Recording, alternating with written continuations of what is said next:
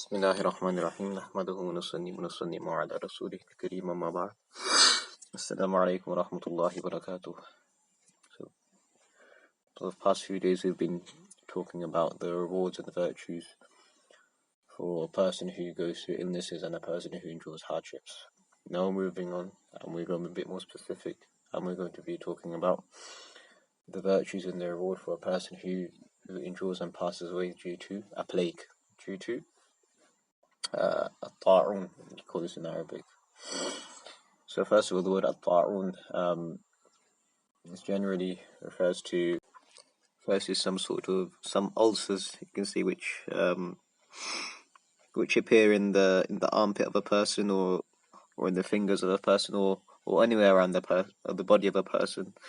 And what this does is this darkens that affected area, or it makes it a bit more green, or it makes it a bit more red. So wherever these ulcers are, it will either darken that area of the skin, or make it a bit more greener, or make it a bit more red. It depends on the skin tone of the person.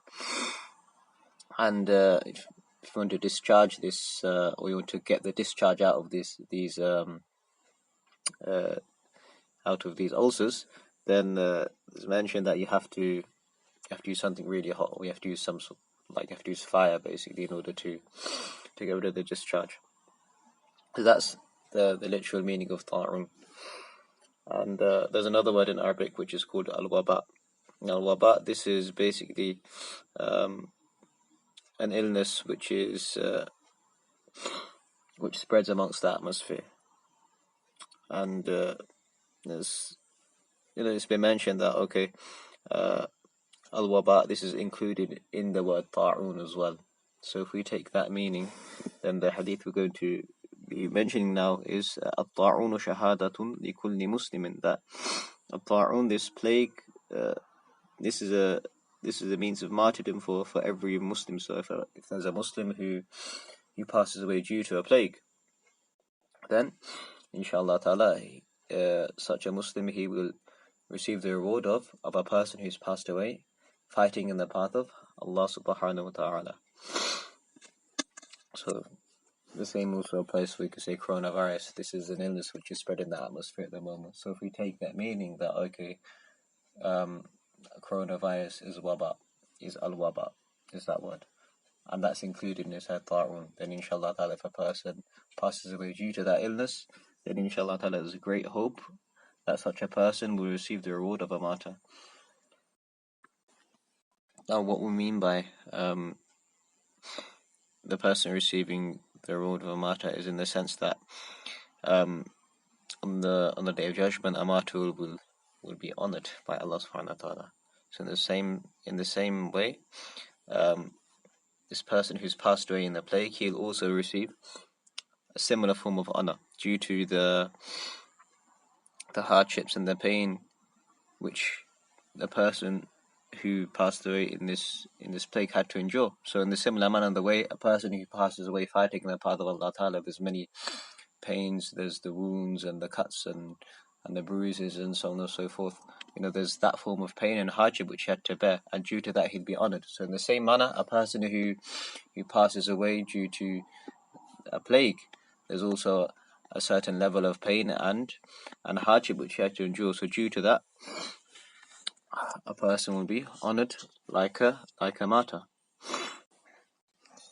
In another hadith, the Prophet ﷺ has also mentioned that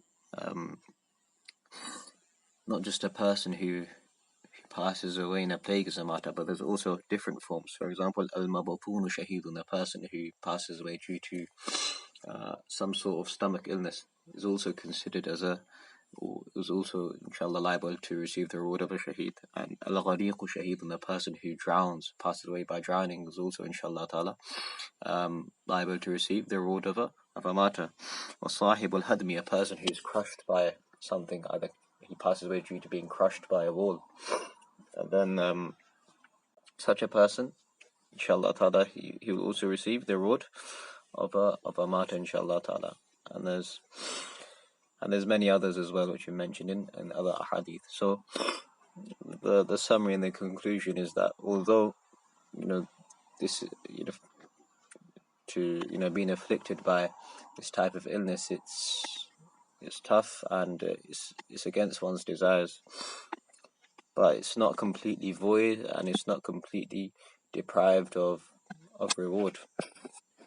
And Allah Ta'ala, He in His infinite wisdom, He knows what's good and what's bad for us. So if a person, for example, they are perhaps going through this type of hardship where they're ill, inshallah ta'ala, this can be a means of consoling them, that inshallah ta'ala that they'll be rewarded for the illness which they have to go through, which they're bearing.